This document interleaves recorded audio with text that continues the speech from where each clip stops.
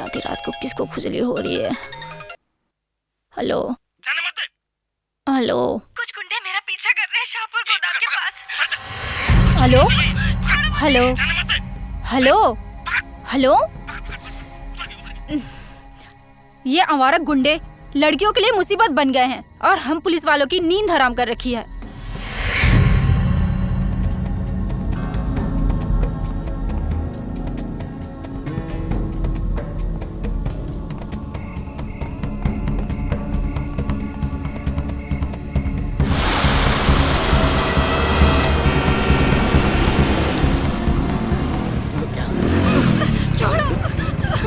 छोड़ो मुझे, छोड़ो मुझे, परेशान मत करो। छोड़ो मुझे, ऐसा करोगे तो मजा नहीं आएगा। छोड़ो मुझे। ए, छोड़ दो उसे।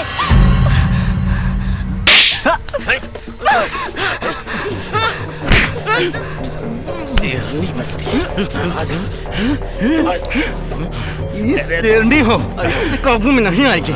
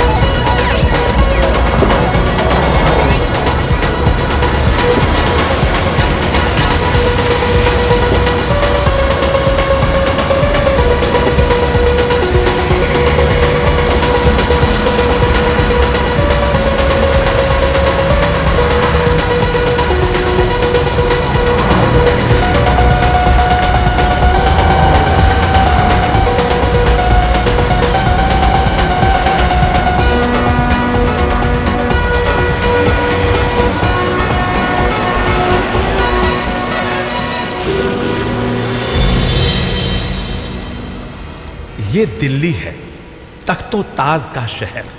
देख रहे हैं यहां की सड़कों पे जिंदगी बड़े ही तेज रफ्तार से दिन रात भाग रही है और ये गाड़ियां और इन गाड़ियों की तरह हर इंसान भाग रहा है। अपने बिजनेस और पैसों को समय से पहले पा लेना चाहता है और समय है कि रेत की तरह इनकी हाथों से फिसलता चला जाता है। फिर लोग ढूंढते फिरते हैं खुशियां, मुस्कुराहट, दोपहरी उजालों में, रेस्टोरेंटों में, बारों में।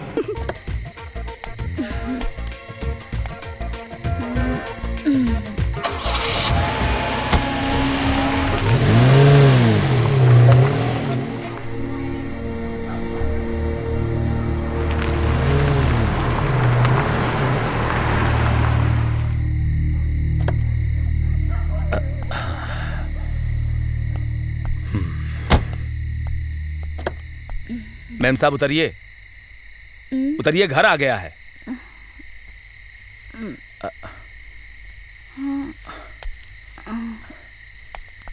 आराम से, संभाल के,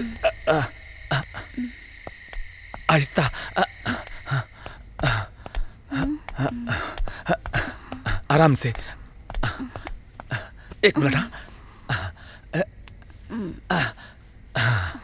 अरे अरे क्या कर रही है मैम साहब ये? रामदेन, ना तो रुको ना रुको। अरे मैं ऐसा आदमी नहीं हूं मैम साहब, मैं ऐसा नहीं कर सकता। छोड़िए, मुझे जाने दीजिए।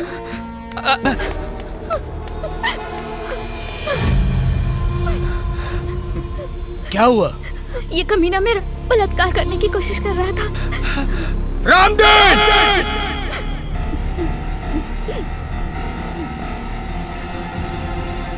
तेरी इतनी हिम्मत!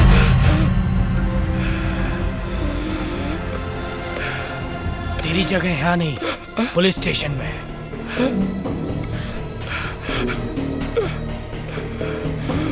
Hello, police station.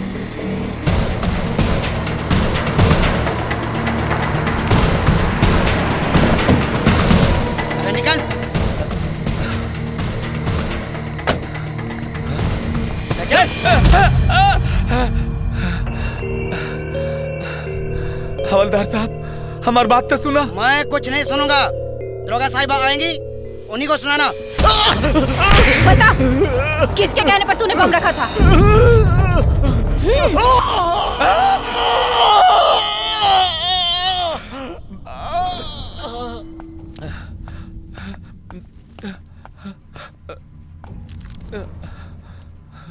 इस उम्र में बलात्कार करते हुए शर्म नहीं आई? हम बलात्कार नहीं किए, ऐसा हम नहीं कर सकते। बताओ, क्या हुआ, कैसे हुआ? आप जनानी हैं, हम आपको सब बात नहीं बता पाएंगे। नहीं बताओगे तो जिंदगी भर जेल में सड़ोगे। उम्र कैद लगेगी, उम्र कैद। सबको सच सच बताओ। दरोगा साहिबा, ये बड़ी मेम साहब की बातें करती कुछ है, बताती कुछ और है। हाँ, आगे बोलो। उनका मर्द के साथ संबंध खराब ना हो तो हम पर आरोप लगा दे। असली बात बताओ।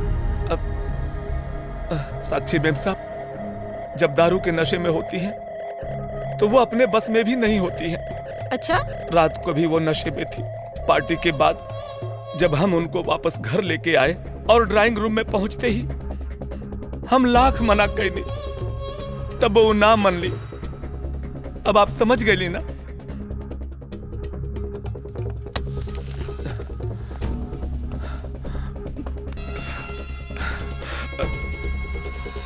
इसे अंदर कर दो। रेप साक्षी कैली, हम बलात्कारी हो गए। चल अंदर।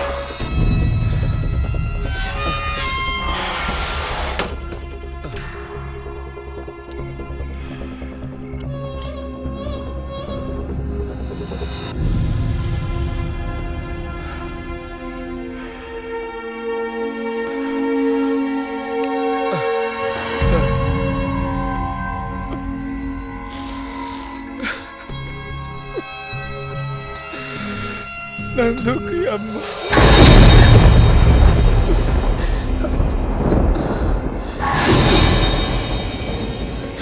अरे हमार जियरा बहुत घबरा था, बुझाता कि वो बहुत बड़ मुसीबत में बा।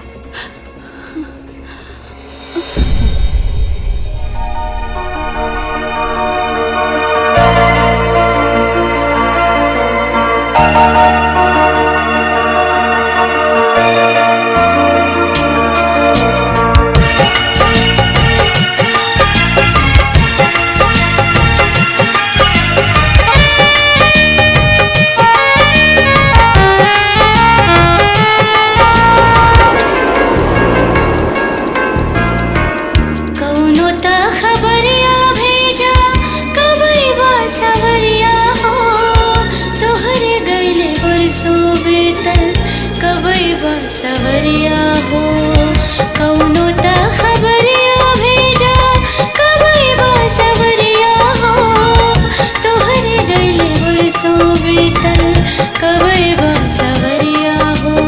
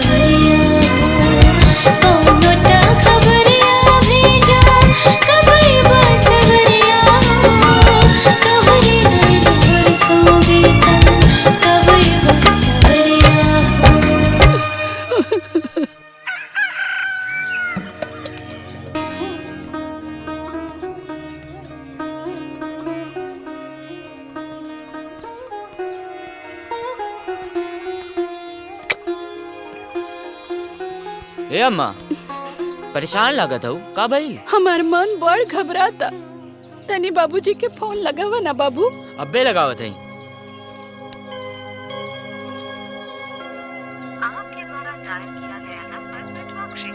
अम्मा बाबूजी का फोन ना लागत हो। ए बाबू तनी फिर मिलावा।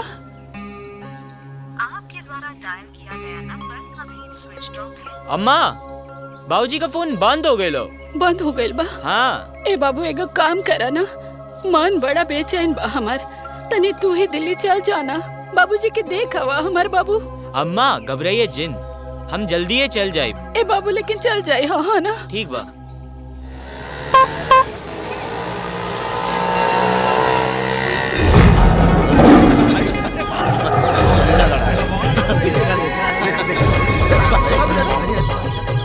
ए चच्चा एगो पान किया दा।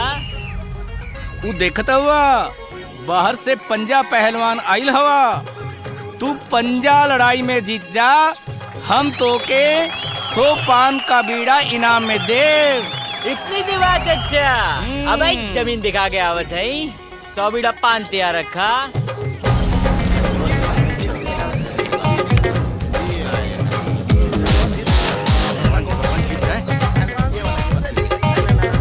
आनंद लगा लगा लगा जो लगा देख देख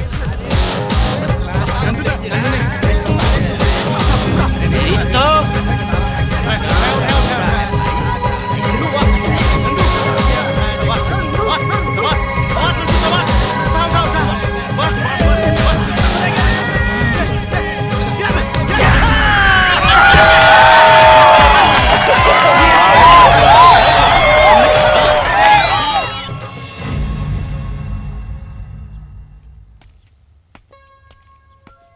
अम्मा, ए अम्मा।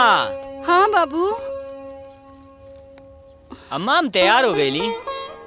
ए बाबू देखा ना रात होके जाता, कल सवेरे चल जाता तो ठीक रहा था। अम्मा काम तो काम हो गया ना, का दिन का रात।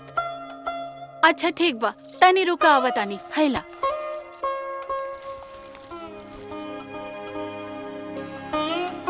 ए बाबू तनी दही गुड़ा खाला।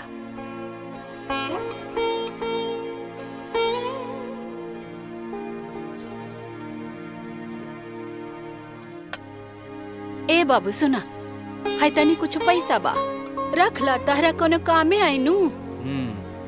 अच्छा अम्मा जाते हैं। प्रणाम। ए बाबू खुश रहा, ठीक से जइहा। हाँ ना। अच्छा ख्याल रखी। हाँ बाबू।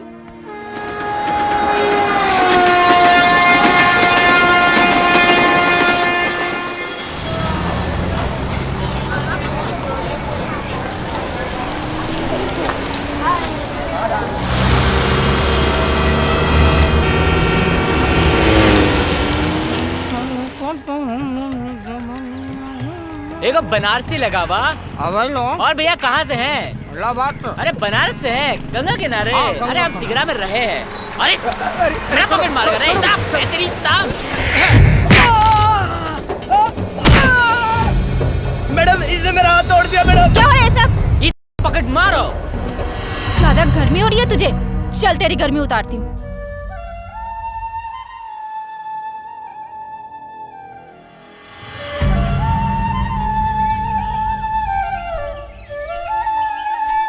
नंदू। हाँ बोला। तू बांसुरी बहुत अच्छा बजावेला, तनी सुनावा।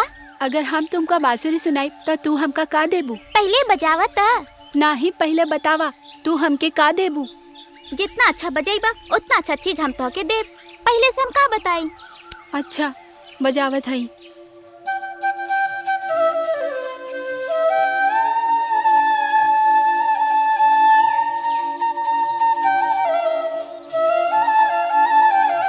अरे नंदू काहे रुक गईला? और बजावा। और सुनाई? हाँ नंदू। ठीक है, तो हर दिल ना तोड़ब।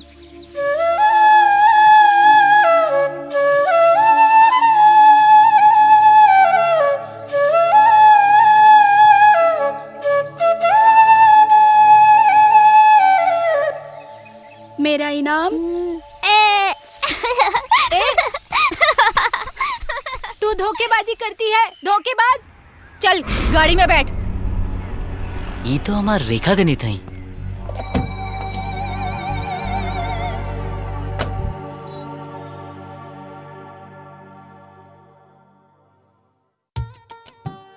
नाम क्या है तुम्हारा? नंदलाल, प्यार से केहू नंदू कहेला। उसका हाथ क्यों तोड़ा? हाथ रख दे, हम बुझ गईली। ससुरा पकड़ मार हो, बस मरोड़ देली, हाथ टूट गई। पढ़े लिखे हो? हाँ, बीए पास बस। तो फिर तुम हिंदी में बात क्यों नहीं करते? लागत हो चिन्हनी ना। अच्छा ये बतावा, जब दू बंगाली मिले ना तो बांग्ला में बात करे ना, दू पंजाबी मिले ना तो पंजाबी में। अब जब दूगो भोजपुरिया मिलन हुआ तो भोजपुरी में काहे ना बतियावे ना? क्योंकि हमारे ऑफिस की भाषा हिंदी है। अच्छा तो ये बात है। कहाँ के रहने वाले हो? सिधौना, बनारस के नजदीक। सिधौना? सिधौना तो मेरा ननिहाल है। और नाम है रेखा पांडे। हम उहे हैं जेके तू चुम्मा देले रहलू। अच्छा जी, नंदू जी। रेखा गणित पहचाने में इतना देर काहे कह दिलू?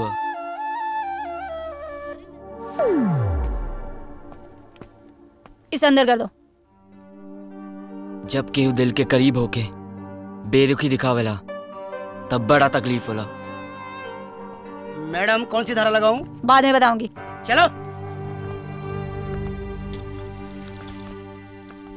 ना जाने कहां से आ जाते हैं। अरे बाबूजी। नंदू बेटवा का कैले हरे जे यहाँ आके बंद हो गईले? तू तो बड़ा नेक काम कैले हुई बना जो यहाँ बंद हुआ। अरे हमसे जौन भइल तन भइल, बाकी तोके ऐसा ना करे के चाहत रहल। बाप करे तो ठीक, बेटा करे तो खराब। तू एक नंबर का उल्लू का पट्टा हुआ। अच्छा ये बतावा, हम उल्लू का पट्टा है, तू उल्लू के भइल? तो उल्लू भइल तुहार बाप। समझ में आयल? सोच समझ कर बोलल कैली।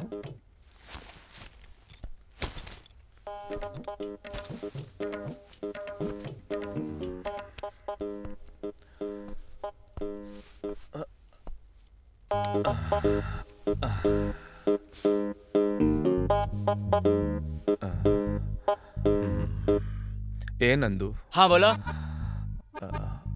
बचवा ये बात तो अपने अम्मा से मत बताइए। बताई, जरूर बताई। हमार बात मान ला। तो आज शिकायत करे का मौका मिलल, बताइबे करब। अपने अम्मा के तकलीफ देहल चाहत हुआ। चला मान ले ली, अम्मा से ना बताई। अच्छा ही बतावा, यहाँ कैसे आ गई? तो के खोजत खोजत आ गई। वो तो ठीक है, ये जेल में कैसे बंद हो गई?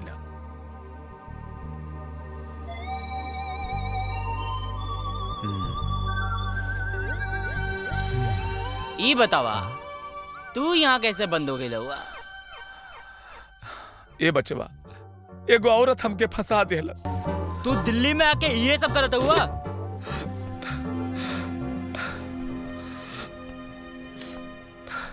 गलती हो गई।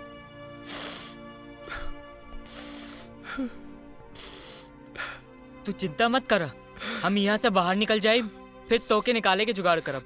बेटवा, मैडम वो इतना जल्दी ना छोड़ी, बहुत कड़क भी है। किसी तरह की परेशानी तो नहीं हुई? पान खाए के ना मिलल। तू अपन पास पान रखे लू? और कोई तकलीफ? कौनो ना। नंदू, इस शहर में कोई लफड़ा नहीं। अपनी ताकत और पहलवानी की नुमाइश कहीं और करना, समझे? एक बात बताई? बताओ। वो पॉकेट मार हमसे अजरा के हम पे एहसान कह देलस। कैसे? तो से मुलाकात हो गई। हम यहाँ दिल्ली बाबूजी से मिलल आइल रही, अंदर मुलाकात हो गई। अंदर मुलाकात हो गई? राम दिन हमार बाबूजी हुआ। ओह, लेकिन उन पर तो बलात्कार का केस है। वो बलात्कारी ना हुआ, उनके फसाइल गए। हमको भी कुछ ऐसा ही लग रहा था। इनको यहाँ से जाने दो। Thank you. हेलो, तू तो मेरी जान है, जान है, जान है, जान है, जान है, जान है। अरे दादा रे दादा, अम्मा के तो बताइबे ना कैली। परेशान हुई।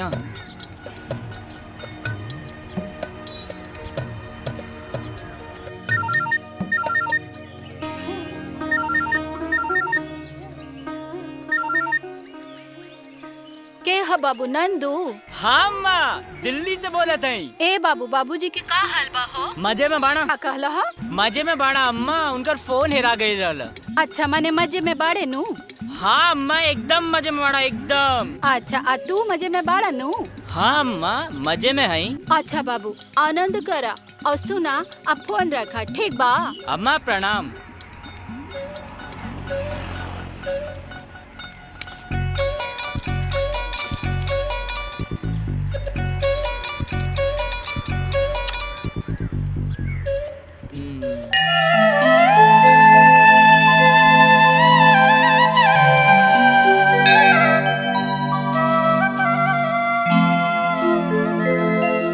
संकट कटल मिटल सब पीड़ा, प्रभु जी सुमिरन करत तुम्हारे। प्राण प्रिय मिल गईलन बाबूजी हमारे।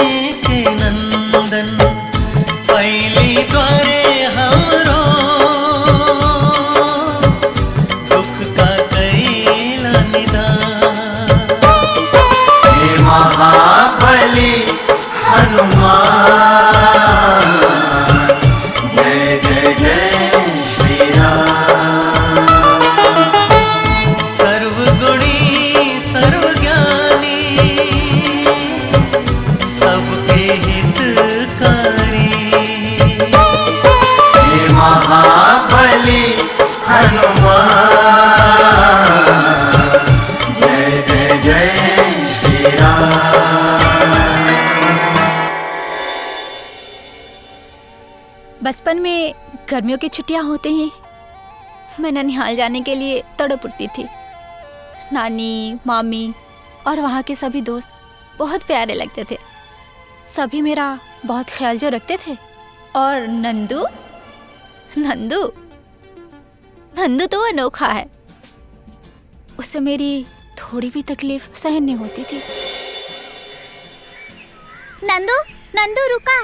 का बात हो? यहाँ आवा। का भइल? हमके पेशाब करे वाली जगह दिखावा। वहाँ ई का? अरे ई तो रेखा की तरफ जात हो, काट ले।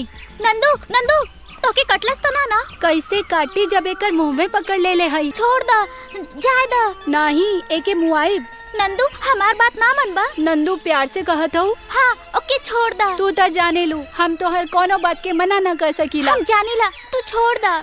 जा तोरे पर हमार रेखा मेहरबान है। तू हमरा खातिर सांप पकड़ लेला। हम तो तोरे लिए वो कह देव जौन पूरी दुनिया में केहू न कह सकत। तुम नंदू को भूली नहीं हो? नहीं, नहीं भूली। हे ईश्वर, आपका लाख लाख शुक्रिया, आपने मुझे नंदू से मिलवा दिया। बड़ा प्यारा है तेरा नंदू। हाँ है तो।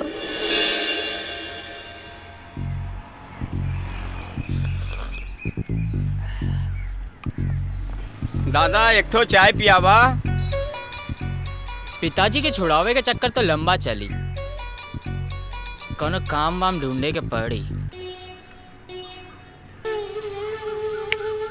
साक्षी मैडम के यहाँ काम पकड़ ले।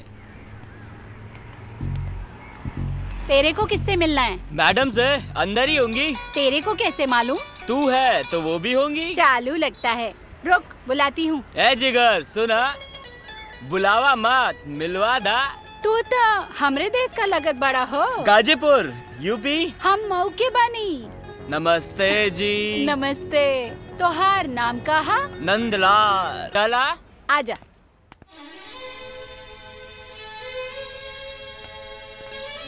नमस्ते मेम साहब।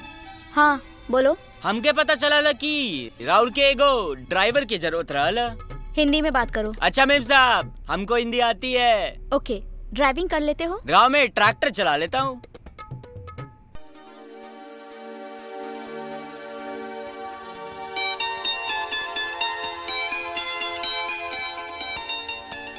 मैडम चाय। मैडम चाय। हाँ सुनो। जी मैडम। नंदू आया था क्या? जी नहीं मैडम।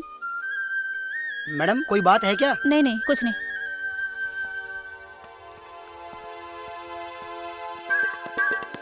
बात तो कोई जरूर है। लगता है मैडम को प्यार व्यार हो गया है। साक्षी कैसी हो? छोड़ो मुझे। क्या यार साक्षी, 15 दिन में आता हूँ और तुम्हारे पास मेरे लिए टाइम नहीं। तो तुम्हारे पास कौन सा मेरे लिए टाइम है? हर टाइम टूर, बिजनेस, मीटिंग। हेलो। हाँ के? जनाब आजकल कहाँ बिजी हैं? अच्छा रेखा जी। हाँ जी। आपे के शहर में है? तू हमसे नाराज हो ना? नाराज नहीं तो मिले काहे ना आवेला? तोहे हमार याद ना आवत? याद तो आवेला, मिले के मन भी करेला। सच? अरे एकदम सच। आज रात खाना पर हम तोहर इंतजार करम, आईवा ना? अरे जरूर आई। नंदलाल। हाँ सर। मैं मीटिंग के लिए दुबई जा रहा हूँ। ओके। कुछ भी हो तो मुझे फोन करना। जी सर। और हाँ, मैडम को कोई जरूरत हो तो देख लेना। बिल्कुल ठीक है।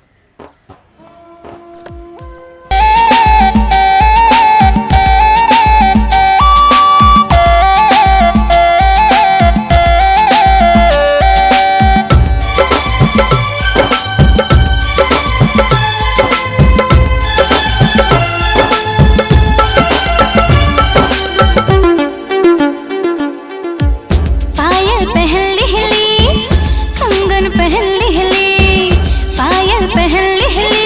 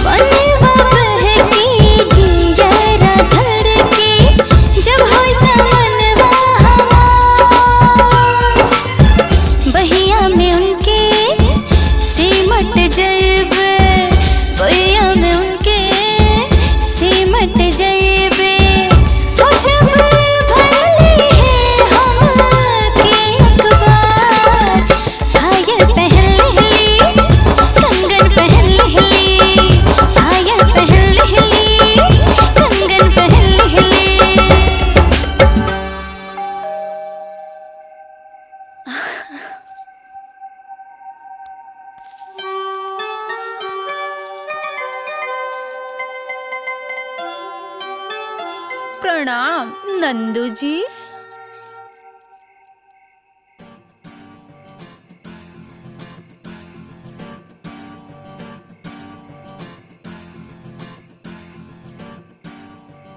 लागत हम गलत जगह आ गए। सॉरी मैम साहब, हम जाते हैं। नंदू जी रउआ सही जगह पर आयल बानी। हम राउर रेखा गणित हैं। मुड़ के तनी हेने तो देखी।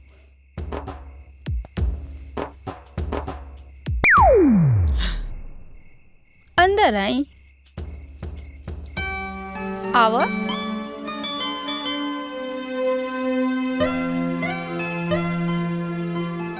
कैसा लागल घर? बहुत सुगर है। हम्म। हम तो हक पका गए लिया। काहे? तू बला का खूबसूरत लागत हो। ऐसे ही मन रखे के कहत हो ना? नहीं, तू इस दुनिया का सबसे खूबसूरत लड़की हो। सच? सच।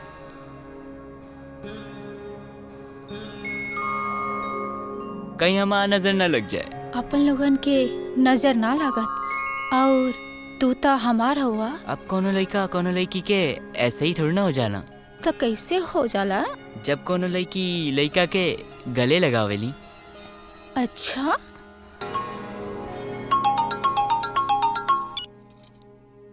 जी मैम साहब। कहाँ हो तुम? फौरन मेरे पास आ जाओ। आते हैं।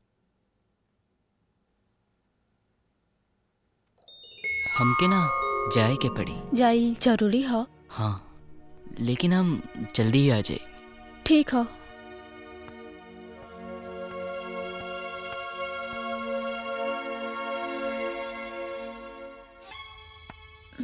मैडम, मैडम, पार्टी में नहीं गई? नहीं नंदलाल, पैरों में दर्द है। तो नंदलाल कौन मर्ज की दवा हुआ? अब बैठ ठीक किए देते हैं।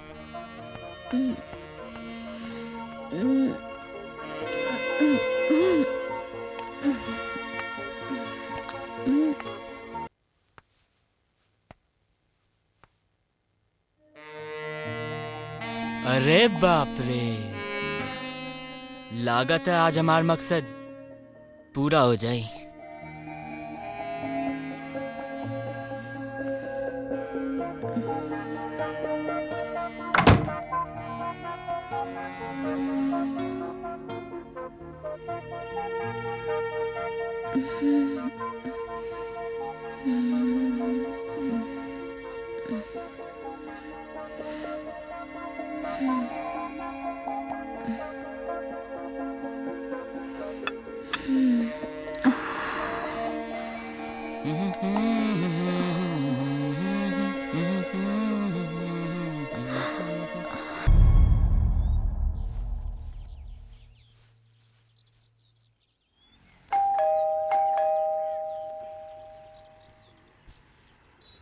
इतना सवेरे कोनो परेशानी तो ना हो?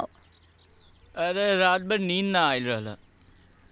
ड्यूटी बहुत सख्त रहला का? अरे मजाक छोड़ा, अंदर चला तू। चला। ई तोरा संगे साक्षी हो ना?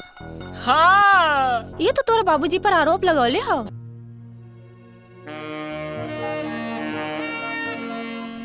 तू साक्षी के संगे तू ओकरा कमजोरी के फायदा उठावले हो? अरे नहीं नहीं, देखा ना, ध्यान से देखा, हम कुछ ना कहले हैं। तेरी तो अरे माई, ए माई, आराम से, ए माई। साले लुच्ची कमीने। अरे सुना हो। साले ऐसे किया कैसे तूने? अरे भाई, तूने ऐसे करने की हिम्मत कैसे की? छोड़ूंगी नहीं। अरे क्या कर रहे हो? मार डालूंगी।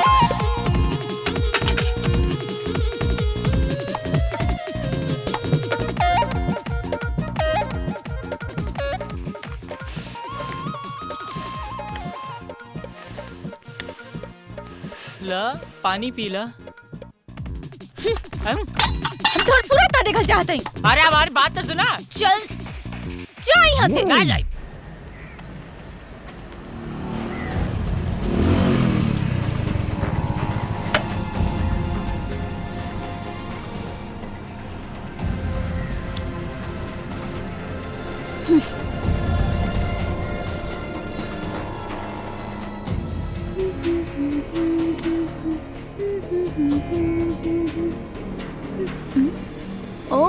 इंस्पेक्टर साहिबा, आइए आइए, बैठिए।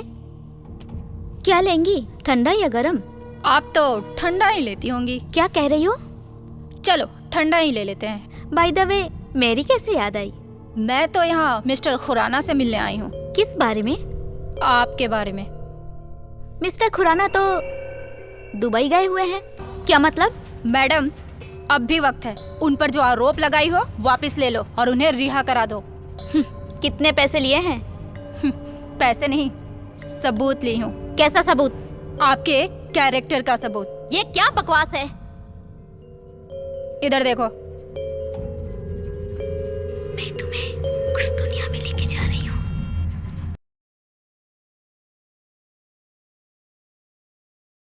ओह नो, ये इडियट कौन है? आपका सर्वेंट नंदलाल। मेरा मतलब ये रामदीन का क्या लगता है? बेटा। बेटा लगता है ये रामदीन का। बेटा? रामदीन का बेटा?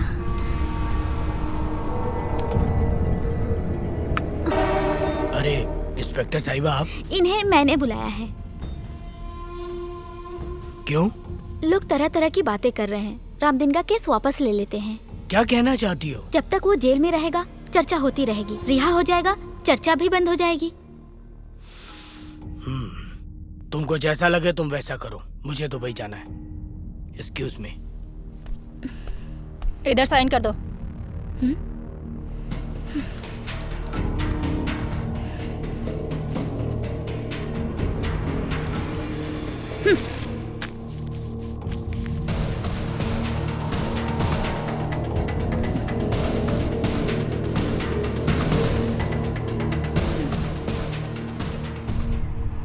रेखा जी, साक्षी मैडम का कहली? हाँ, साक्षी मैडम, बड़ा प्यार आवत हो साक्षी मैडम पर। तू बात बात पर हमसे काहे?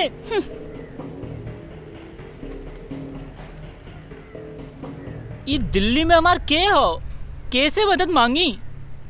बड़ा नी काम के लिए हवा ना, तोर आरती उतारी। ए रेखा, कबले नाराज रहबू? इतना मुंह फुलावल ठीक ना हो। ए रेखा, एक तो हमरा संगे दगा के लिए हवा, ऊपर से नखरा दिखावत होवा। तोहरे जगह दूसर के हो तो अबले पैर पर गिर के माफी मांग ले रहत। देखा, माफी तो नहीं मांगब। काहे? अब जानबूझ के कईल गलती का काहे माफी मांगी? तो जानबूझ के कईल गलती के बहुत ही सख्त सजा होला। अब जब गलती हो ही गई है तो तू जो न सजा देबू हमको मंजूर है, बस मान जा। सजा तो तोहे जरूर मिली, पहले बाबूजी के छुड़ा ले। रामदीन काको को ले आओ। जी। मैं बाबूजी का सामना नहीं कर पाऊंगी, तुम इनको ले जाना। काहे? बाबूजी का आशीर्वाद ना लेबू? यह समय आशीर्वाद लेने का नहीं है। वैसे बाबूजी यहाँ से जाएंगे कहाँ? गाँव। तुम भी चले जाओगे? नहीं, हमरे बिना यहाँ क्योंकि मन ना लागी।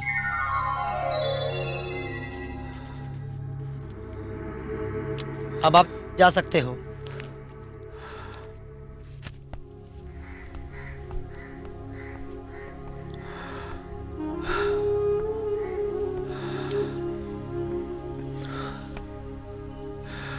बाबूजी। ए बचवा, अब हम गावे जाए, काहे कि हमरा जैसे लोगन के ई शहर रहे लायक ना। ठीक के रही, कुछ दिन हम यहाँ में रुकब। हाँ? अपन ध्यान रखिए बेटा, ध्यान रखिए।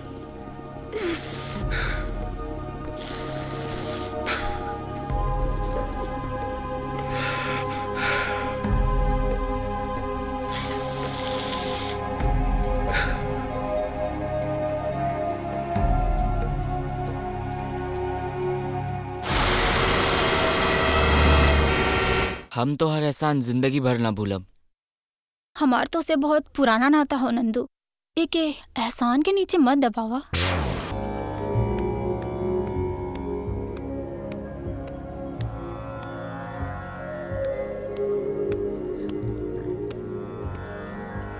नंदू। हाँ बोला। चाय। अरे गजब। ओह नंदू, गिरा देला ना। सॉरी। सॉरी के बच्चे, आँख खोल। आँख तो हम ना खोलब जबले तू शादी के लिए हाँ ना करबू। काहे? तू शादी हमसे करबू कि ना करबू? कहली ना कि अब ही इंतजार कर। हाँ तब तो हम आँख ना खोलब जबले तू शादी के लिए हाँ ना करबू। तक कैले रहा बंद। रेखा चाय।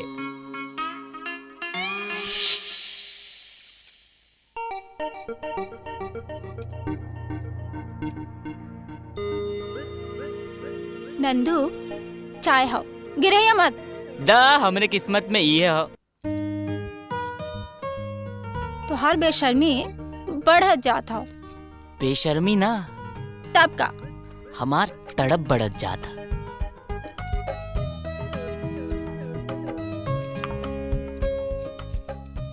कप हमके दे दा। चाय तो पी लें। रेखा जी राउर आराम करी, हम जाते हैं। ठीक है।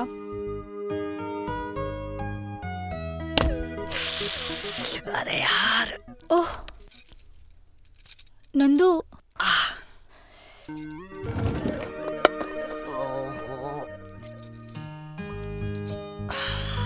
आँख बंद करे के नतीजा देखला। लागा था मनावत मनावत पूरे उम्र ही निकल जाई। बैठो।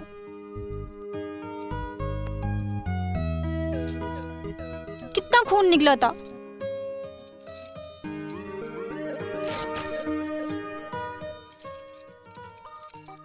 नंदू। हाँ बोला। प्यार तो तुझसे हो गई हो, लेकिन शादी के निर्णय कठिन लागत हो। वो कहे? एक तो हमने के जाता लगाओ और का? तू उम्र में हमसे छोट हुआ। तो का भइल? जब प्यार ई ना देखलस कि हमने की जात अलग अलग हो तो हम कहे सोची। और प्यार ही तो शादी का आधार होला ना पगली। बात तो तू ठीक है कहत हुआ। तो फिर ये जात पात वाला बात अपने मन से निकाल दा। ठीक बा, जात पात वाली बात मन से निकाल देली, लेकिन तू उम्र में हमसे छोटा हुआ, ओकर का जवाब हो। तो का भइल? पति वाला सारा काम हम कैले, तो के कोई परेशानी ना होवे दी। अरे लोग कहे ले ना कि पति की उम्र पत्नी से ज्यादा होके के चाहिए। तगा ना बूढ़ से शादी कैला, बुढ़वा ना तोर कुल इच्छा पूरा कर दई। अरे अरे नाराज हो गई का? तो उसे ना बात करेली बेकार, हम जाते हैं। नंदू ऐसे आँख बंद करके जेबा तो कहीं टकरा जेबा। आज यहीं रुक जा। सच कहीं तो हमरो जाए के मन ना करत हो। बैठा।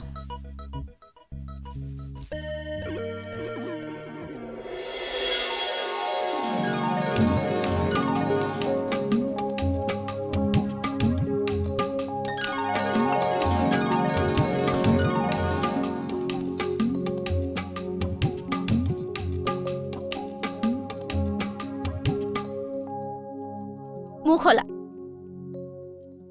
जय बजरंगबली। लागा था ये जल्दी ही शादी के लिए हाँ कह दई। अरे अरे बड़बड़ात हुआ, हमारा उंगली कटवा का? नहीं हो, हम तो सपनों में भी तो के कष्ट ना दे सकीला। अच्छा अब जल्दी से शादी के लिए हाँ कह दा। हम आंखें खोल ली तो के हंसत मुस्कात देखत पूरा दिन हो गई लो। अरे अरे और मत सतावा, हमके तो के मुस्कात देखे के बहुत मन करत हो। तो देखा तुम्हें मनाई थोड़े ना हो।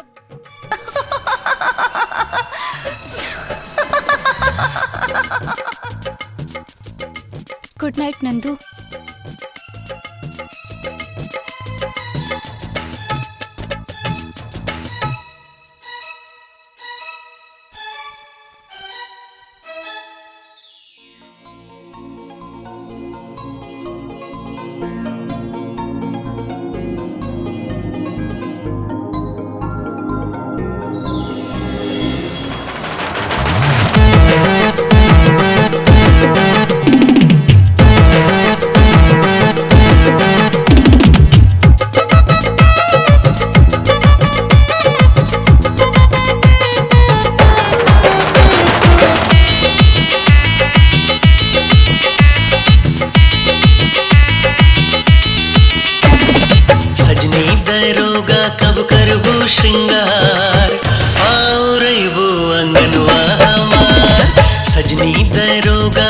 करबो श्रृंगार और अइबो अंगनवा हमार। तू ही पीरतिया का सपना देखा लो, मनवा में चाहत जगालो। बतावा ना कब करबो 16 श्रृंगार और अइबो अंगनवा हमार। सजनी दरोगा कब करबो श्रृंगार और अइबो अंगनवा हमार।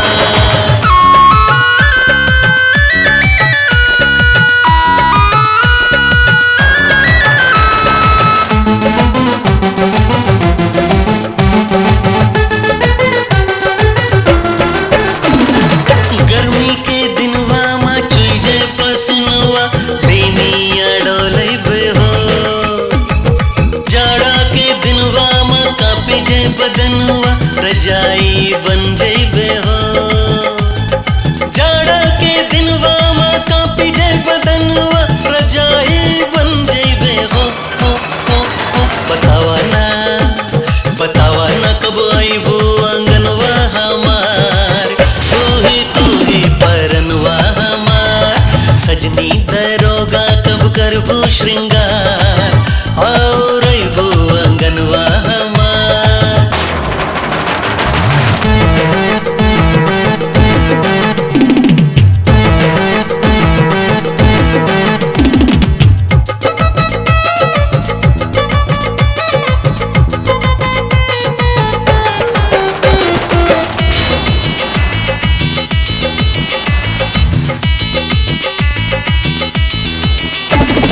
कब सोही तोहरे मथुआ पे बिंदिया और सोही अठुआ पे लाली। प्यार का रंग ऐसन चढ़ल अब छूटे वाली नहीं। प्यार का रंग ऐसन चढ़ल अब छूटे वाली नहीं। बतावा ना कब करबो 16 श्रृंगार और अइबो अंगनवा हमार। सजनी दरोगा कब करबो श्रृंगार और अइबो अंगनवा हमार।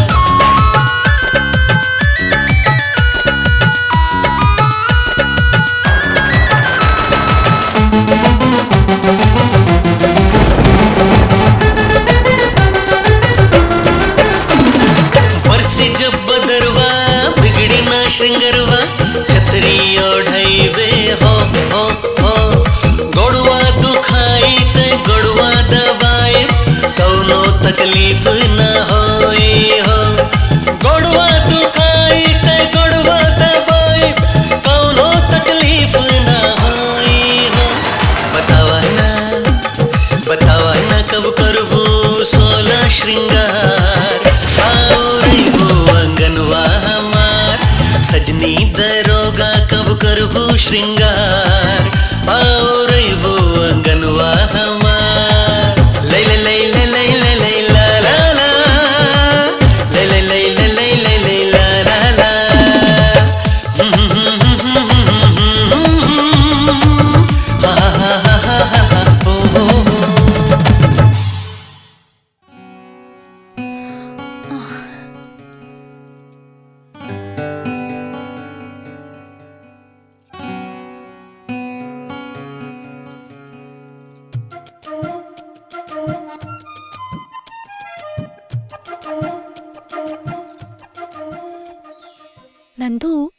नंदू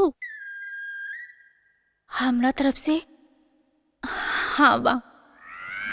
सच? हाँ।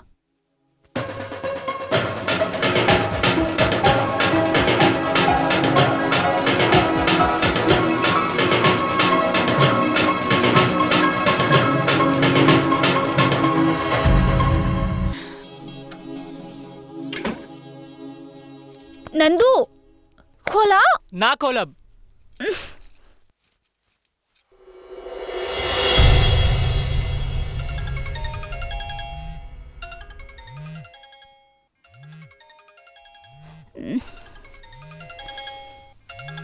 आधी रात को किसको खुजली हो रही है? हेलो हेलो, कुछ गुंडे मेरा पीछा कर रहे हैं शाहपुर गोदाम के पास।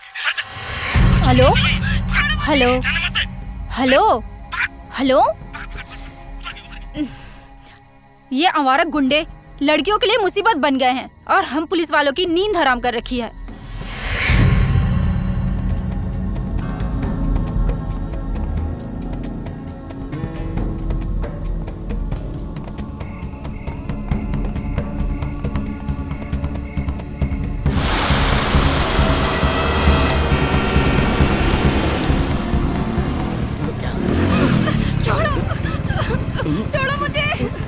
छोड़ो मुझे, परेशान मत करो। छोड़ो मुझे, ऐसा करोगे तो मजा नहीं आएगा। छोड़ो मुझे। ए, छोड़ दो उसे।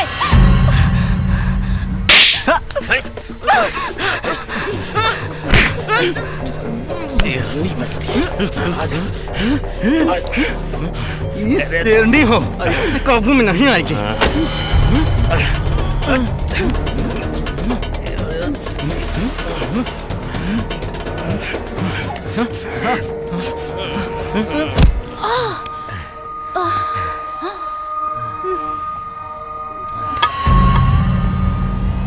हेला चल इसे।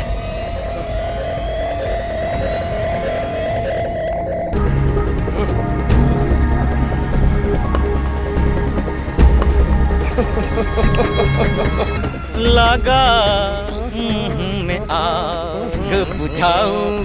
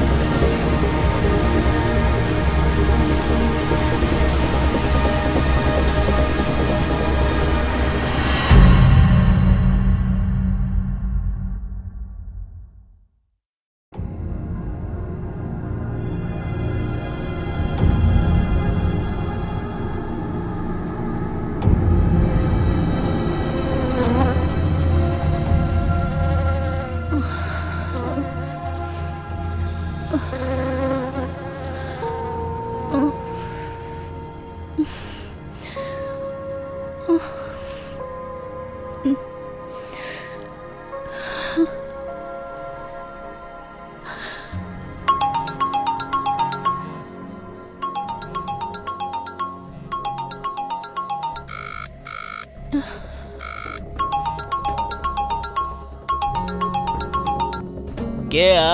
हेलो नंदू, मैं शाहपुर गोडाउन में हूँ। रेखा,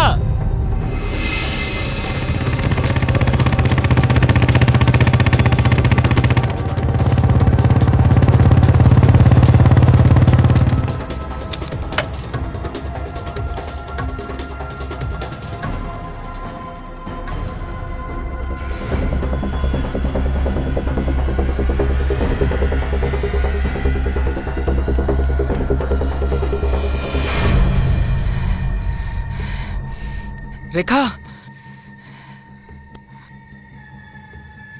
रेखा, होश में आ जाओ रेखा। रेखा, नंदू तू आ गई ना? हाँ मैं आ गया रेखा। रेखा, रेखा, का भाई? लड़की तो मौका देकर भाग गई, लेकिन मैं खुद को बचा नहीं सकी और मेरा रेप हो गया। सुना, घटना दुर्घटना तो जिंदगी का हिस्सा होला ना, सब ठीक हो जाए। हम है ना, हम तोरे संगे हैं। नंदू, हाँ बोला, तू हमसे प्यार करेला ना? हम तो के बहुत चाहिला हो, हम तो के बहुत चाहिला। अब तो के मालूम चल गई लो कि हमरा संगे बलात्कार हो गई लो, तभी तू हमसे प्यार कर पा। हे रेखा, सुना, हे रेखा, प्यार कोनो कंडीशन, कोनो शर्त पे ना होला हो। हम तो से प्यार करीला, तू बस ऐसे मतलब रखा। प्यार तो बस प्यार होला ना, हम तोरे संगे ही, हम ही तोरे संगे। हमके घरे ले चलो नंदू। सब कुछ ठीक हो जाए, हम है ना, हम तोरे संगे हैं।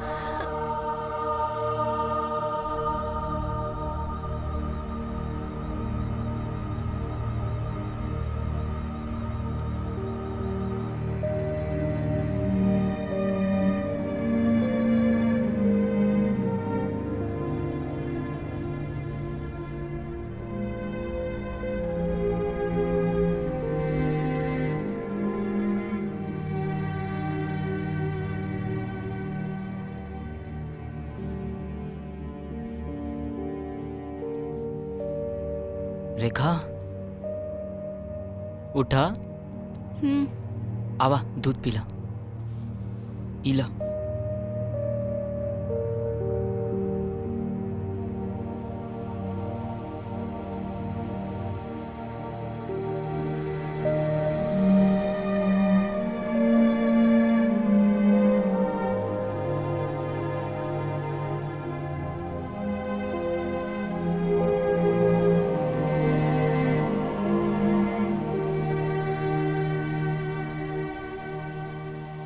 हे प्रभु, रेखा हमार संगे कितना खुश रहत रही, उनकर खुशी लौटा दा।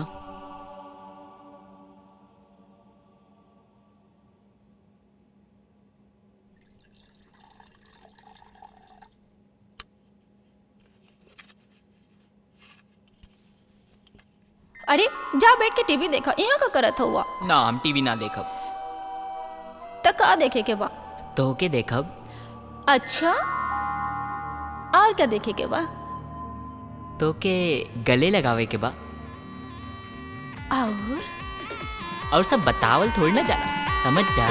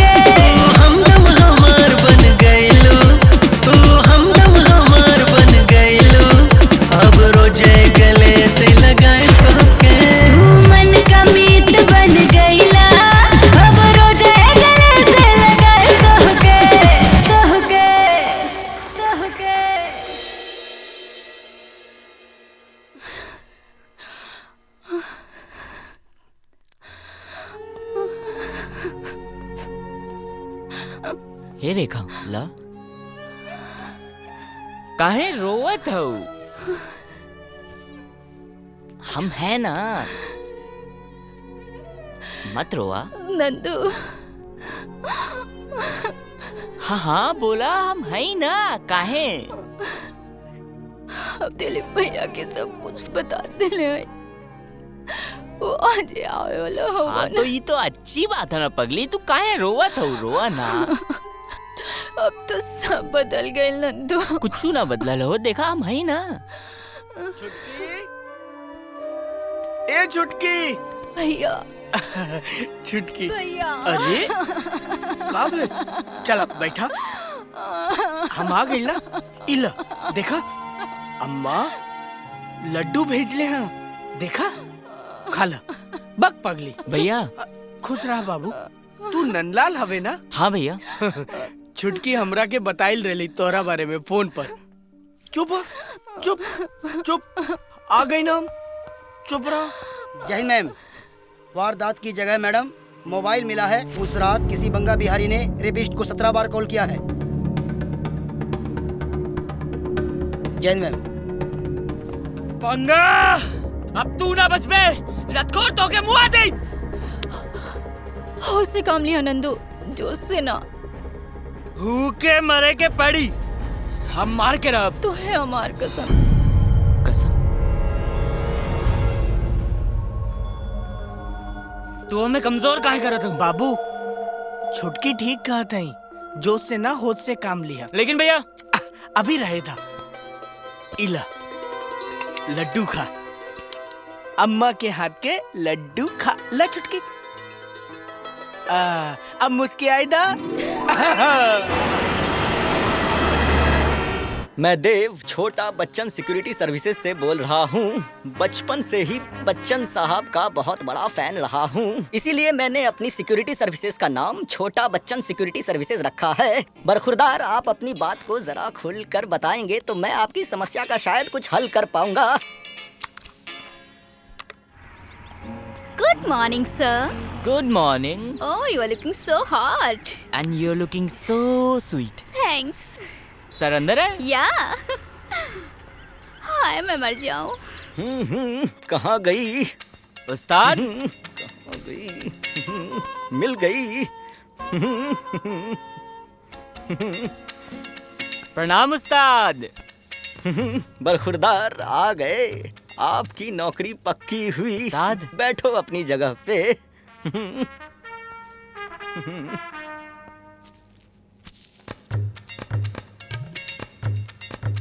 उस्ताद एगो प्रॉब्लम रहल। उस्ताद पर्सनल प्रॉब्लम। Personal problem? बताओ मैं तुम्हारे लिए क्या कर सकता हूँ, तुम्हारी क्या मदद कर सकता हूँ मैं, बताओ मुझे। उस्ताद आप बंगा बिहारी को जानते हैं? ए उस्ताद, बंगा बिहारी को जानते हैं? मैं कोई बहरा नहीं जो चिल्ला रहे हो। बंगा अच्छी तरह से जानता हूँ बंगा को। कैसे? हर हफ्ते वो हफ्ता वसूली के लिए यहाँ आता है और लिफाफा लेकर चला जाता है। हमारे रहते आप हफ्ता देते हैं? बरखुरदार, धंधे में ये सब करना पड़ता है और धंधे का यही उसूल है, हमें ये सब भी करना पड़ता है। अगली बार कब आएगा सर? आज ही स्वीटी से वो हफ्ते का लिफाफा लेने के लिए आएगा। तो मनवा माँ कसक होइबे करी, प्रेम का छुट्टी है धमाका तो धमक होइबे करी, नैन लड़ जाई हैं तो मनवा माँ कसक होइबे करी। अच्छा उस्ताद, मैं मिलता हूँ। बिल्कुल मिलेंगे, लेकिन हाँ बरखुरदार, इस बात का ध्यान रहे कि ऑफिस में किसी भी तरह का कोई हंगामा नहीं होना चाहिए। जी उस्ताद, अभी मिलता हूँ उस्ताद, बस। बिल्कुल। मिंटू, आज तेरा भाई बंगा तुझे पार्टी देगा।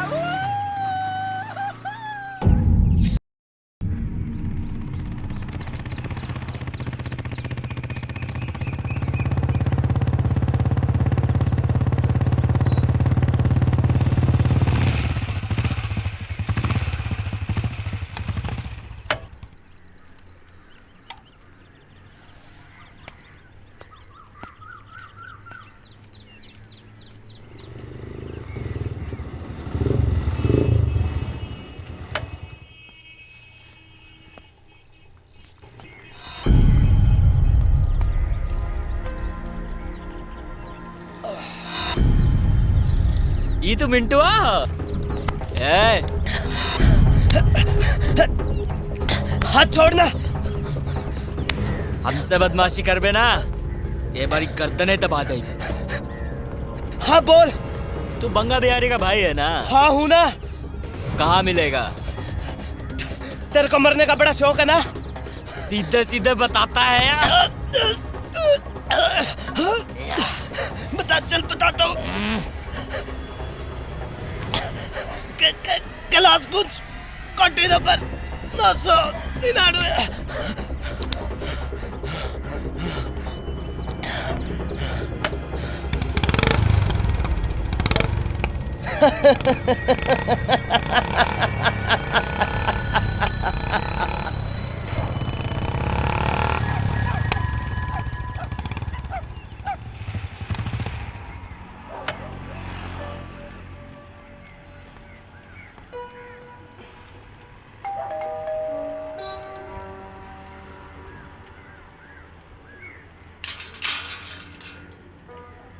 गुड मॉर्निंग सर। Good सर morning. यहाँ पे कोई बंगा बिहारी रहता है? बंगा बिहारी इस नाम का आदमी तो यहाँ कोई नहीं रहता है, मगर ये शरीफों की कॉलोनी है। यहाँ पर इस तरह के लोग नहीं अच्छा रहते। सर, सॉरी।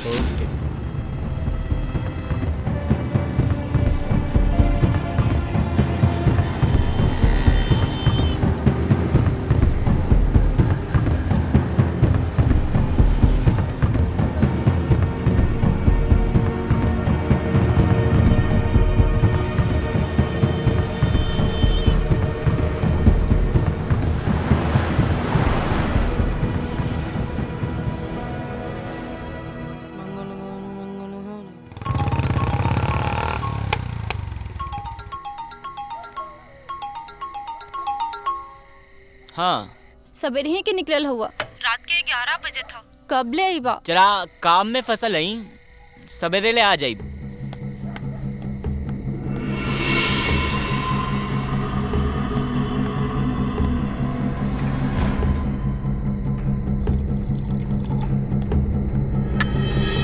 ए मिंटुआ। कौन है बे? शराब के नशे में हुआ, मन करता तो कि खूब कुटूं, लेकिन मारब ना। नंदू भाई, दोस्त भाई। दोस्त है? आपको तो पता है ना भाई, मैं दोस्ती में अपनी जान दे सकता हूँ भाई। जान ही तो लेने आया हूँ।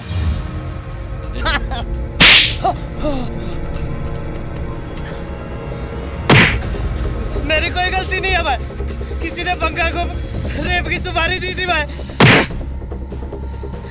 मेरी कोई गलती नहीं भाई, और कॉपी बंगा बिहारी के पास है भाई।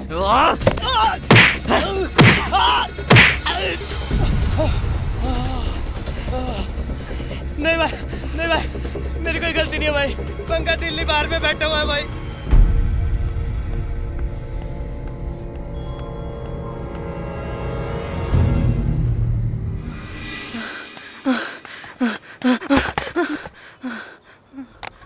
ईला तोहार मुजरिम। इसे अंदर कर दो। जी मैडम।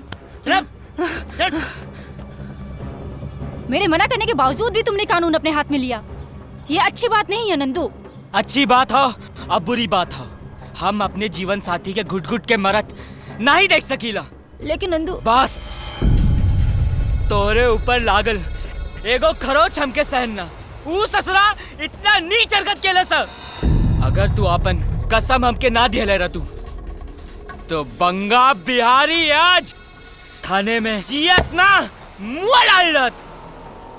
हम अपनी दरोगा बबनी के खातिर किस हद तक जा सकीला, उस हद का अंदाजा हमके भी ना बा।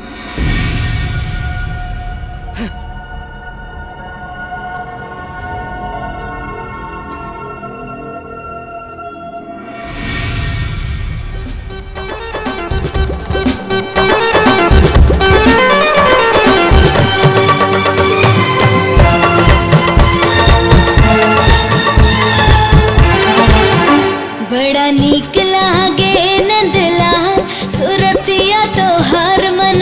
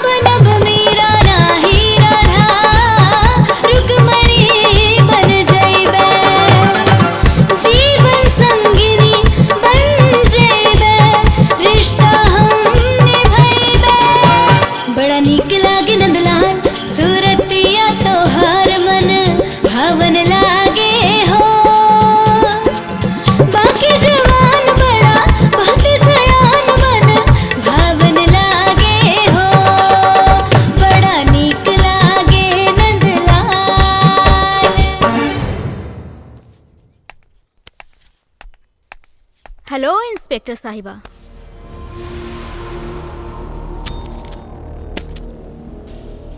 क्या है ये? पूरे 10 लाख हैं। इतने पैसे तुमने अपने जीवन में कभी नहीं देखे होंगे। आज साक्षी तुम पे मेहरबान है। बस बंगा बिहारी को छोड़ दो। पता नहीं जब कीदड़ की मौत आती है तब वो शहर की तरफ ही क्यों भागता है। पंछी को अपनी उड़ान और तुम जैसों को पैसों का नशा। हर वो ताकत जब किसी कमजोर पर जुल्म करता है तब वो कमजोर ताकत फौलाद बन जाती है। सारी बात सही सही बता दे, वरना अभी तो सिर्फ थोबड़ा फूटा है और न जाने क्या क्या फूटेगा।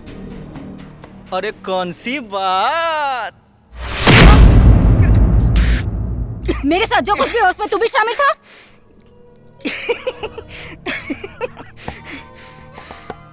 तुम्हारे साथ काका हुआ था? अरे जरा खुल के तो बताओ। अरे जरा खुल के तो बताओ।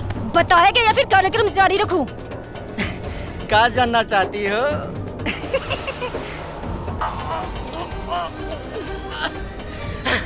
साक्षी मैम साहब ने पैसे दिए थे। नीति ने साक्षी मैम साहब के कहने पे ही तुमको वहां बुलाया था। रेपिस्ट को गोली किसने मारी? साक्षी मैम साहब के कहने पे ही मैंने उनको गोली मार दी।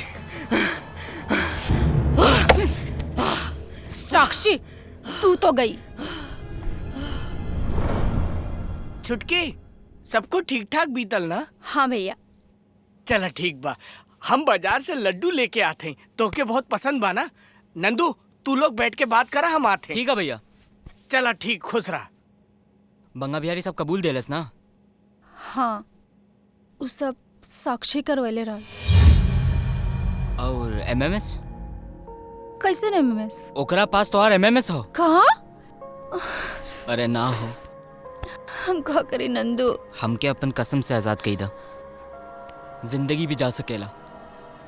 ना नंदू, तो हम तो के ई ना करे दे सकीला। अगर हम कह देब तो का करबू? अगर तू हमार कसम तोड़बा तो हम तोहर मुंह ना देखब।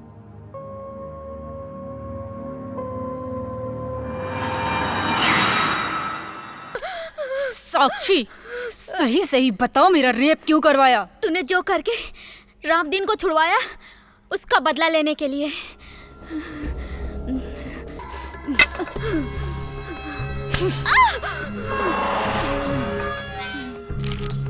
वकील साहब, ये रहे जमानत के पेपर। साक्षी को ले आओ। जी मैडम।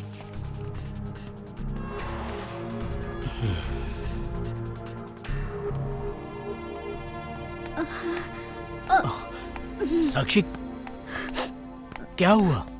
बहुत मारा है मुझको। तुम्हें बार बार समझाया, पुलिस वाली है, पंगा मत लो। अरे कभी तो मेरी बात मान लिया करो। विद्या जी चलिए।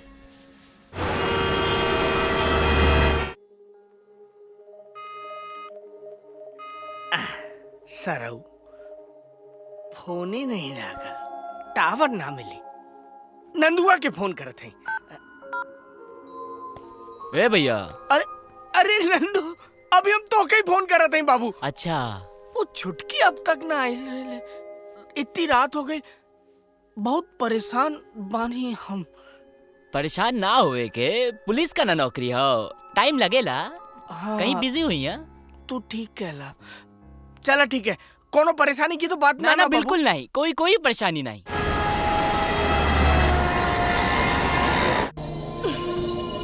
पुलिस की वर्दी में बड़ी हसीन लगती हो, तभी तो नंदलाल तुझ पे मरता है। नंदू का नाम अपनी गंदी जुबान से मत ले। तो तू भी उसकी प्रेम दीवानी है? बड़ा जानदार लड़का है। कोई भी लड़की उसके संपर्क में आएगी, दिल हार जाएगी। नंदलाल के बारे में बात करने से तेरे को गुस्सा आ रहा है? काम की बात कर, काम की। ओके, बंगा बिहारी को छोड़ दो।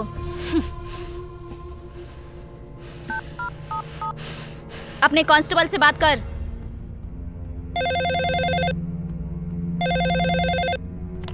हेलो हेलो हेलो झुनझुन, मैं साक्षी के पास में हूँ। पता बता रही है। Hello madam. Hello hello hello hello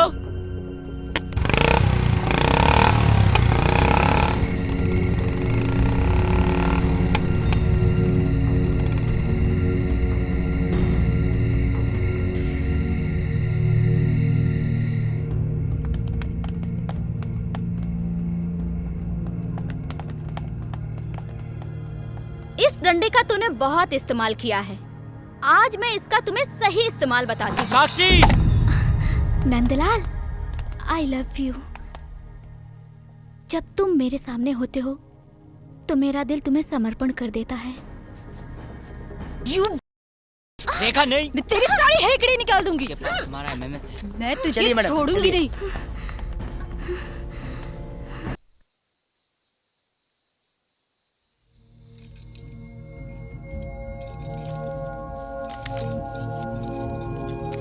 इतनी सीढ़ी रेखा, इतना हमरे एमएमएस के सीढ़ी हो।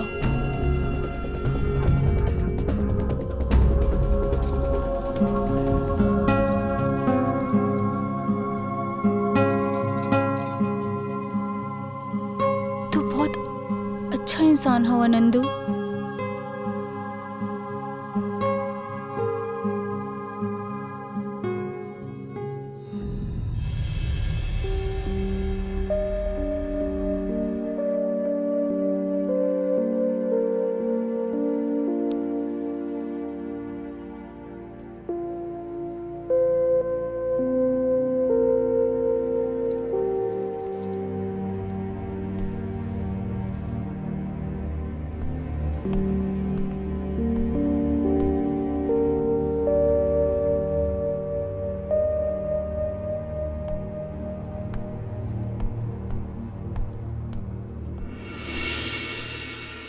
भैया का रेखा का आज बर्थडे हो।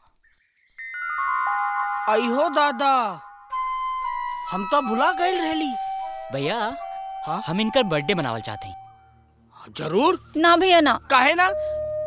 लोग देखिए तो मजाक बने हैं, सब हंसी तो हमारी जान निकल जाए। अरे तू ही तो हमसे कहले रहलू कि एक घटना से जिंदगी खत्म ना हो जाला, समझावा। पगली भैया। नंदू तू एक काम करा, एकरा के ले जाके घुमाए दा और कोनो अच्छा रेस्टोरेंट देख के खाना खिला दिया और हमार छुटकी से केक कटवा दिया। हाँ अब भैया के तो बात माने के पड़ी। चला चला, जीभ ना निकाली, जा बुड़बक पगली जा। तुम दोनों की जोड़ी सदा सलामत रहे, दुआ है माँ।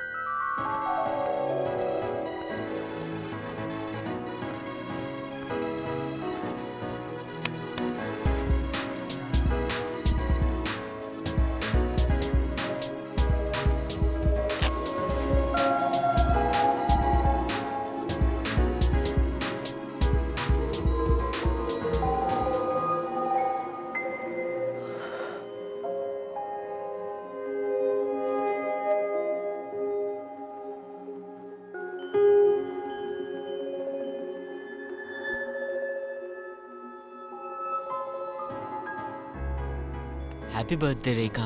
Thank you.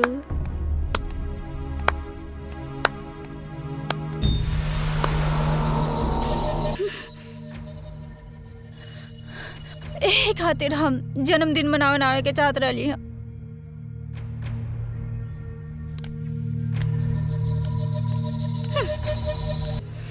बस अब और ना सह सकब। कौनो कसम, कौनो मोह, कौनो माया, कौनो बेड़ी अब नंदू के ना रोक सकेला। साक्षी तो के अब मरे के पड़ी। नौकर की औकात हद में रहा कर। हद? मेरी हद कहाँ तक है इसका अंदाजा साक्षी तुम लगाना मरने के बाद। राख राख।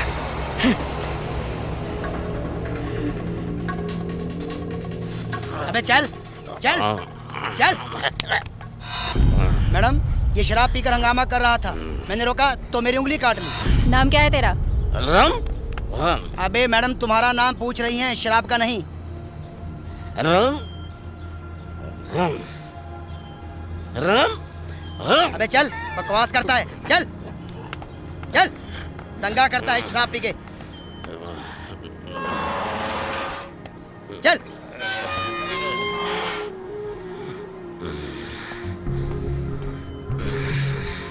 बंगा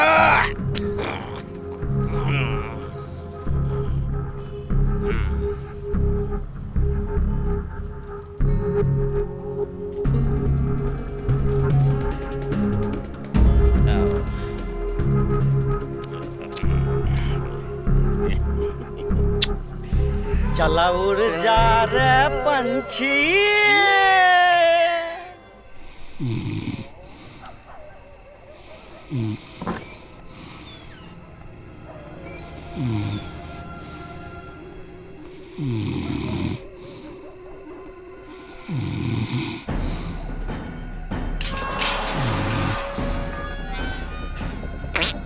अरे बंगा भाग गया। अरे बंगा भाग गया। हाँ तो श्रीमान जी, सीसीटीवी कैमरे में यह रिकॉर्ड है कि बंगा को चाबी तुमने दी थी। बता किसके कहने पर तूने डुप्लीकेट चाबी दी थी?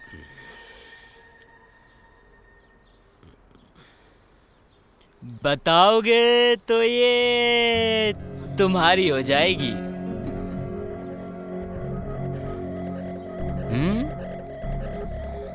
बता दा तो ही मधुबाला तुहार हो जाइए।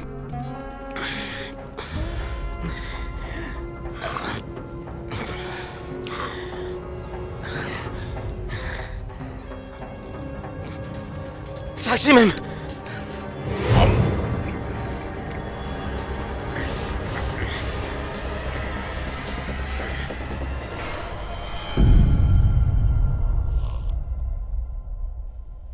नंदू। जी रेखा जी।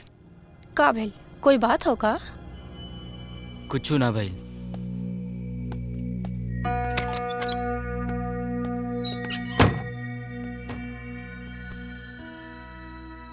नंदू मुझसे कभी इस तरह बात नहीं करता। आखिर उसके मन में क्या चल रहा है?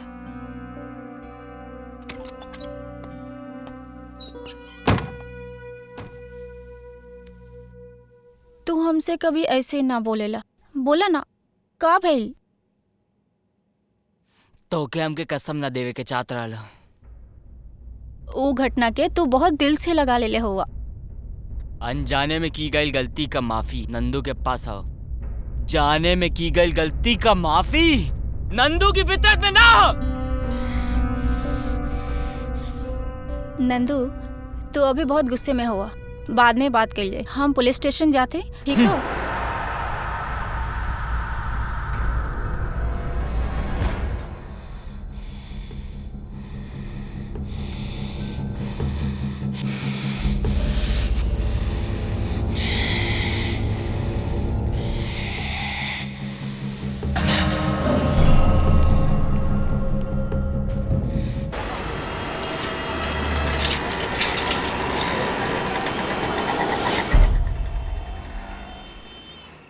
कोई मेरी भी शादी करा दे तो फिर मेरी चाल देख ले।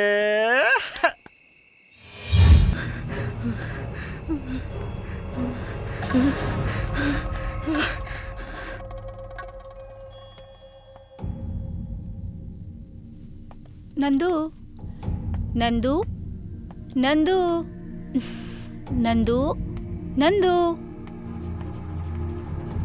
कहाँ चला गया? नंदू,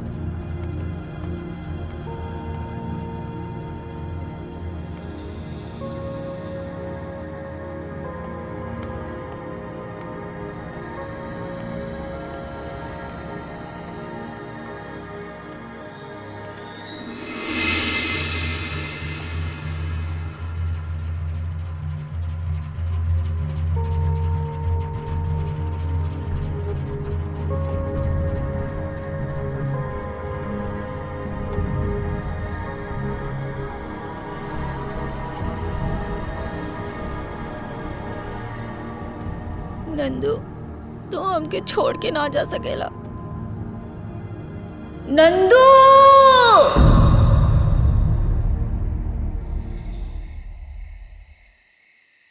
इस बात से ये ना समझ लेना कि मैं तुझसे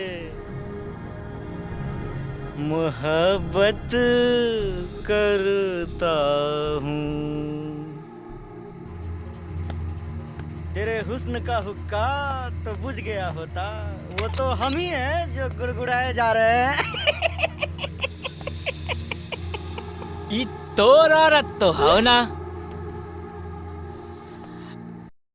आगत था पंगा लेला, अब फाइटम देखा।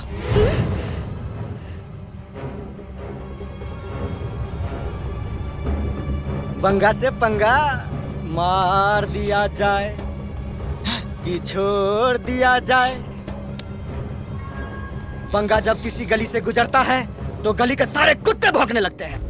भौंक भौंक, कितना भौंकता है तू, भौंक। भौंक लेला, अब तुम भी नहीं ला सकते कुत्ता। नंदू छोड़ मुझे। नंदलाल बोल, नंदलाल। नंदू बोले के हक केवल रेखा के हो। नंदलाल छोड़ मुझे। छोड़ दई तो के साक्षी के छोड़ दई, दुनिया छुड़ा दे। नंदू की तू लोगन बहुत रुआले हुआ।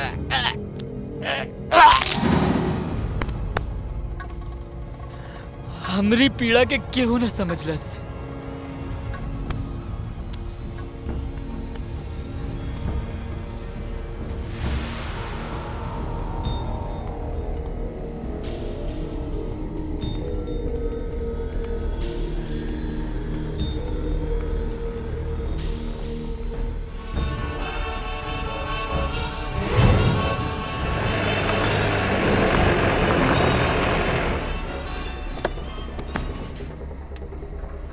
नंदलाल, ये तो बंगा है, इसको क्या हुआ? बहुत खूब, शिकार खुद चल के शिकारी के पास आ गया। नंदलाल छोड़ो। आज के बाद तू किसी को अपने हवस का शिकार नहीं बना पाएगी। नंदलाल छोड़ दे। आज के बाद तू किसी परेशान लड़की का अपमान नहीं कर पाएगी। सारे बुरे काम छोड़ दूंगी। आज तेरे साथ तेरे घमंड को सफेद चद्दर में लपेट दूंगा।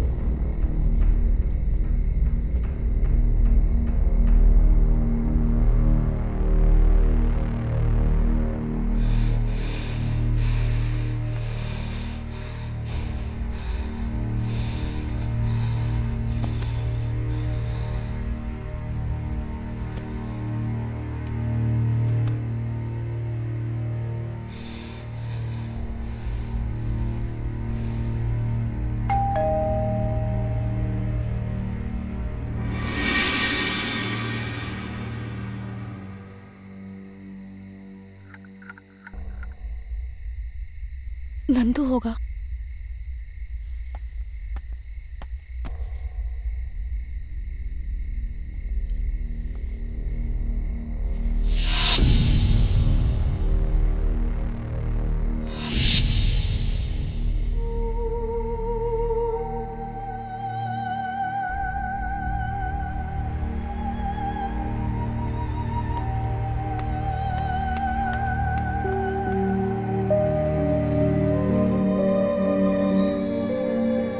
नंदू, तो ऐसा ना करे के चाहत रहला। नंदू रेखा को छोड़कर चला गया क्योंकि उसने अपनी कसम तोड़ दी थी। रेखा ने भी नंदू को जाने दिया क्योंकि वो नंदू को रोकती तो उसे कानून के तहत मजबूरन गिरफ्तार करना पड़ता। नंदू और रेखा के इस प्यार को क्या कहूं, ये कैसा पागलपन है, कैसी दीवानगी है। क्या नंदू का प्यार सच्चा है या उसका प्यार भटक गया है? ये कौन सा प्यार है? ऐसे प्यार को हमारा समाज किन नजरों से देखता है, ये तो समाज ही तय कर सकता है।